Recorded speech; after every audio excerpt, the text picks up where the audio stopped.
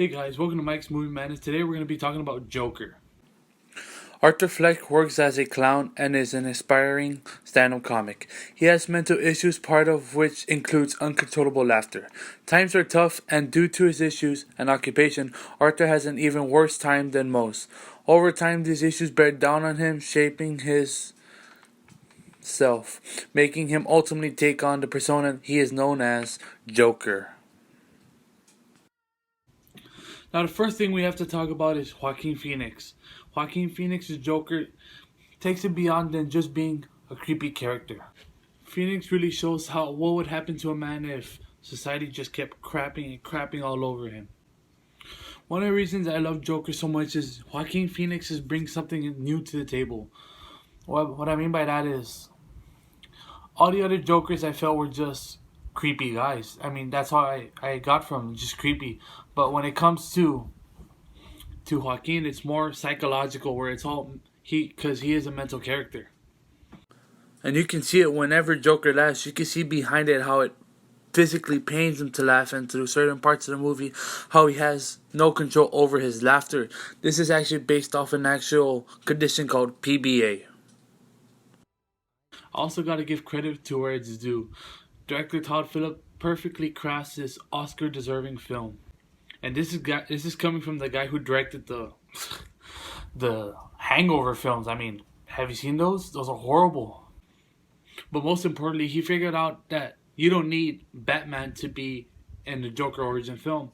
And speaking of Joker's origin, I like how he figured out, let me do a different route, because in past Joker adaptations, directors usually, we want to keep the origin a secret. And I like how he was able to give a proper origin story to this character. Another thing I loved about the film was the cinematography and the soundtrack, such as some of the handheld shots and the gritty, dark, sort of grayish, blackish vibes I got from the movie. Sort of like a Martin Scorsese film. The soundtrack was also very important to set up sort of the creepy scenes in the movie. Now let me talk about some of the controversy surrounding the film.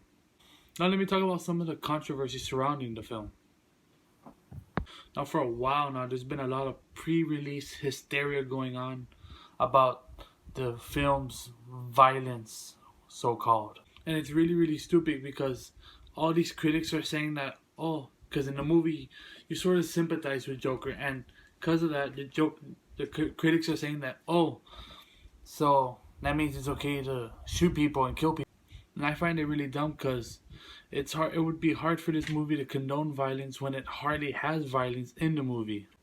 I mean, there are worse films out there like Taxi Driver or Clockwork Orange, or even a film like Deadpool, where Deadpool has a lot more violence than Joker. It's just that Joker's taken a lot more seriously than Deadpool. Now let me talk about some of the mixed aspects I had about the film. One of the things I felt that was kind of thrown away or useless in the film was Zazie Beetz' character. The character had no character arc, or was sort of thrown out within an hour into the movie, which I felt like they could have done a lot more with their character. Now finally, let's talk about the bad about the film.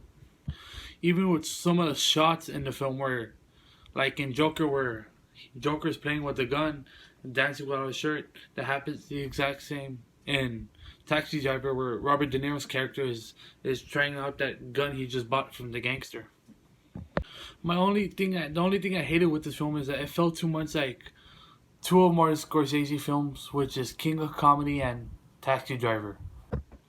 Like, for example, with Taxi Driver, the main character in Taxi Driver is the exact same as Joaquin Phoenix's character Joker, where they're both antisocial loners who resort to violence towards the end of the film. Even with some of the shots in the film where, like in Joker, where Joker's playing with a gun and dancing without a shirt, that happens the exact same in Taxi Driver, where Robert De Niro's character is trying out that gun he just bought from the gangster. But besides that, that was the only problem I had with the film. Everything else I really, really loved. But that's really about it. That's all I really hated about the film. Everything else I really, really loved. From Joaquin Phoenix to Joker to the cinematography to everything. I loved it all. My score for Joker is a A minus. If you made it this far, comment down below what your thoughts were on the film were. Remember to leave a like and subscribe to the channel. If you love the content, make sure to subscribe to step into the madness.